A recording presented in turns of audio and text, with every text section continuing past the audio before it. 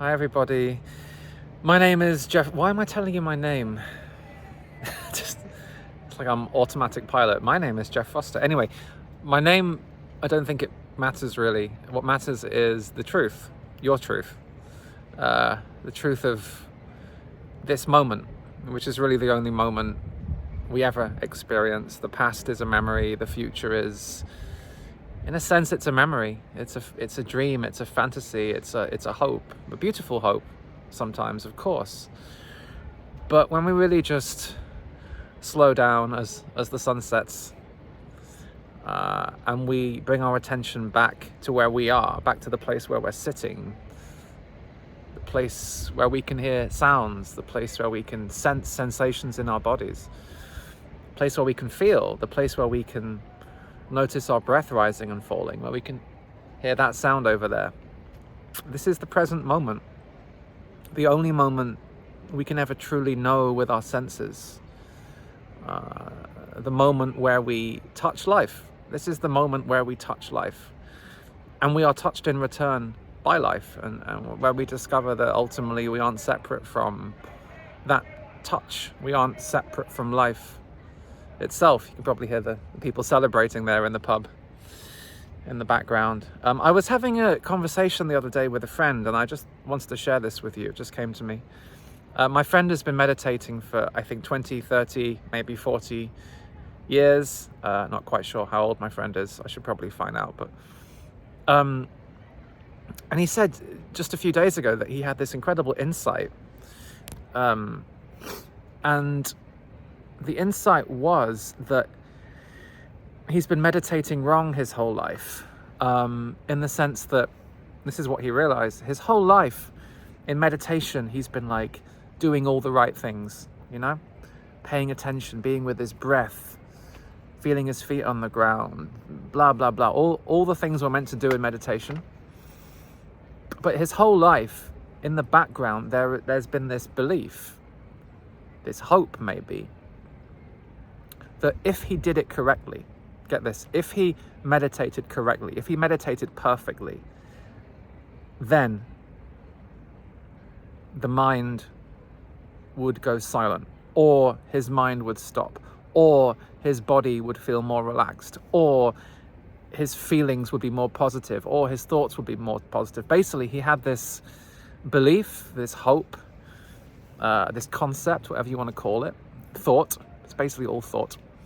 Thought was telling him that if he was fully present and fully conscious and meditating 100% perfectly, then the result of that would be a quieter mind, or a more comfortable, relaxed body, or a feeling of bliss, or basically a positive experience, positive thoughts, positive sensations, positive feelings, or just a feeling of complete ecstasy. Basically, he had this concept of meditation, this concept of presence. So there basically, his whole life, he said, there's always been this sense of disappointment, even failure, that he's not there yet. It's like, okay, I'm watching my breath, I'm in the present moment, I am pure awareness, I am, all the things he's supposed to be. So why are thoughts still coming? Or why is my mind still noisy? Or why is this ache still here in my body? Or why is this doubt still here? Why is this contraction still here? Why is this thought, this sensation, this feeling? Why is this discomfort? This human mess still here? This is what it came down to for him, this is belief.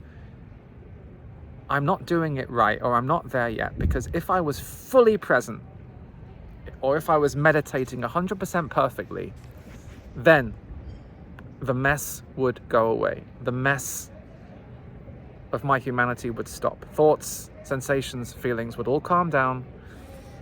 Peace, peace, peace, peace, peace, peace, peace. So he associated presence with peace, as a lot of people do. And it's a beautiful dream. Like, why wouldn't you dream that, The thing is, and this is what my friend realizes, this stemmed from a deep actual misunderstanding of what presence is. It's almost like, you know, the ocean. I love this metaphor of the ocean and the waves. The ocean of who you are, the ocean of presence, allows all of its waves. Thoughts, sensations, feelings, waves of sorrow, waves of joy, waves of boredom, waves of confusion, waves of clarity, waves of doubt. All of the waves of your humanity are not only allowed and welcome in presence, but they actually are an expression of presence. Every wave is actually an expression of the ocean. Even our deepest doubt or fear or sorrow is actually not a mistake, in the sense that it is an expression of the ocean. There is no wave that is not an expression of the ocean. There is no wave that is against the ocean or opposes the ocean or is a mistake in the ocean. The ocean would never say that. Only our minds, I think that was the mind, only our minds would, it's very alive around here. Only our minds would say that this wave isn't allowed. This thought, this sensation, this feeling, this urge, this impulse is not okay, is not allowed, is not spiritual, is not part of the ocean. But you see how that stems from a deep misunderstanding of who we are. Once you realize that who you truly are is the ocean itself, call it presence, call it consciousness, call it awareness, call it being, call it nothing, it doesn't matter what you call it. Whatever you call it, it's just a word, it's just another wave, it's just another thought. So no word, even the most beautiful spiritual words, can't begin to capture the ocean of you, presence itself. So what I'm really saying is, and this is what my friend realized, is that in the ocean of you, in the ocean of presence, there is so much room for doubt, for fear, for grief, for anger, for a noisy mind, for your sensitivity and vulnerability, for your shakiness and your awkwardness, for your beautiful, beautifully imperfect humanity. And this is what my friend realized, is that he was like, oh shit. He said, oh shit. My whole life, I thought if I was fully present, all of that would disappear. All of the mess of my humanity would somehow disappear. And this seems to be what some spiritual teachers have been teaching, you know. But you see now how it stems from, a misunderstanding, a disconnection, actually, from who we truly are. Once you realize that you are the ocean, then in the same moment, you realize that all of the waves are not meant to disappear. They are expressions of you. They are actually celebrations of you. Doubt, fear, sorrow are not mistakes. They are celebrations. They are life itself.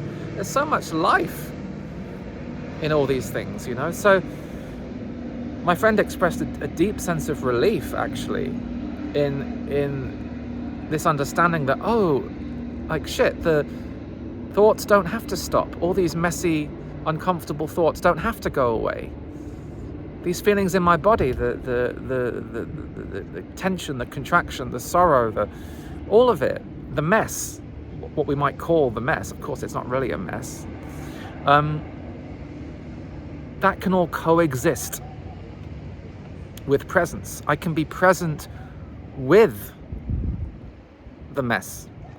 The ocean is its waves. The ocean doesn't have to get rid of its waves, or if I was really the ocean, the waves would disappear, or if I was really the ocean, there would only be nice waves. That's a deep misunderstanding of non-duality. In the Heart Sutra in Buddhism, it says, emptiness is none other than form. Form is none other than emptiness. This is the deep, profound, primal, existential paradox at the very heart of things. The ocean is its waves.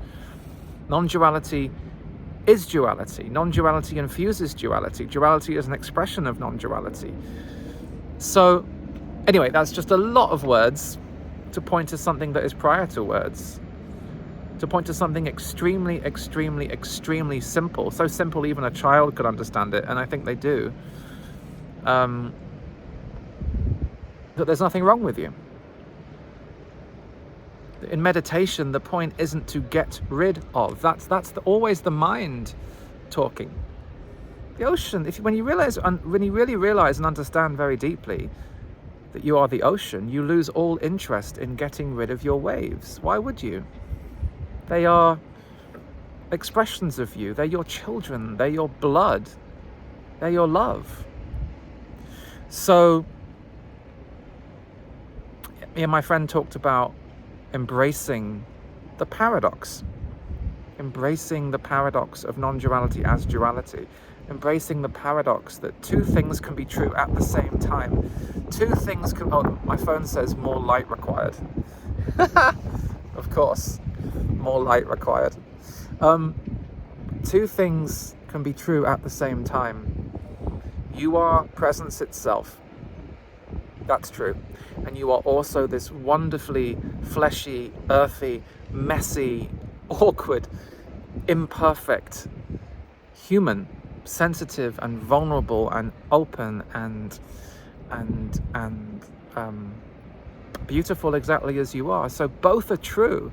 I've met a lot of spiritual seekers over the years, and I was one of them who we're desperate to become the light, or to become oneness, or to become the ocean, or to become pure awareness, or to get into some other state, or to become enlightened. And bless our little hearts, but all of that stems from a misunderstanding, a simple, innocent, a very innocent misunderstanding.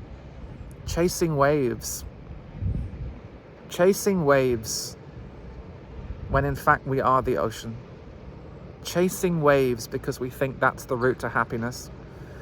And maybe that has to happen. Maybe we have to spend years and years and years chasing these waves. Bless our little hearts. We're addicts. Addicted to the next experience, the next insight, the next high, the next moment. Addicted to future. Addicted to becoming something special. And maybe all of that has to play out, and then one day we remember, we realize, we recognize, we rest in our oceanic nature, and we realize it was never about chasing the waves. It was never about the spiritual highs, it was always about remembering that we are the ocean, the unchanging principle. The unchanging principle of this moment. Thoughts come and go, sensations come and go, feelings come and go, from the most profound bliss to the deepest grief. And all of that has a home in our hearts. All of it is welcome. None of it is a sign that we are unenlightened or unspiritual or far from healing or far from the place we think we should be. That beautiful mess of our humanity is not a mistake. It's welcome. It's welcome. The noisy mind, the aching, tired body, the contraction, the boredom, the joy, the sorrow. As Rumi said, welcome them all. They're all guests in the guest house of you. All waves in your ocean.